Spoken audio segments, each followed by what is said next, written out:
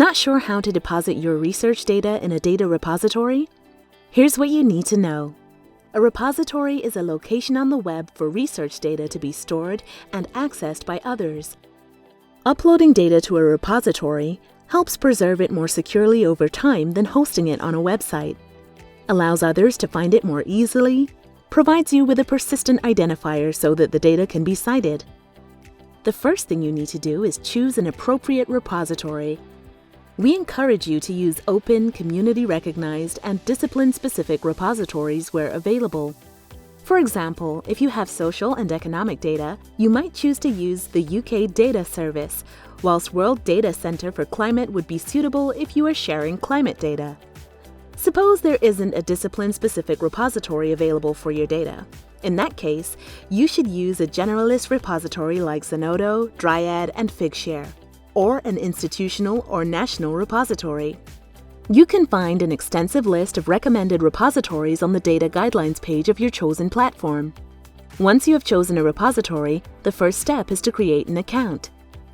Next, upload your datasets using open, non-proprietary file formats if possible to ensure they are machine-readable and that users don't need to purchase proprietary software to open them.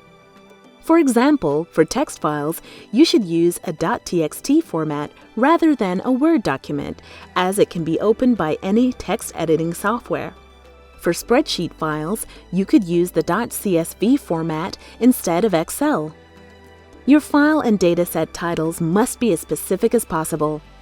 You will also need to provide contextual information known as metadata so that others can find, interpret, and reproduce your research. This can include a description of what the dataset is about, how, where, and when it was collected, the purpose of your study, methodological details, information about approval for data collection. All shared data should also be reusable by others. To achieve this, we require authors to apply a CC0 public domain dedication or a CC BY attribution-only license to their data so others can reuse it with minimal restrictions. Your datasets are then ready to publish. Once published, others can view the metadata, access your data via the allocated persistent identifier, and download it.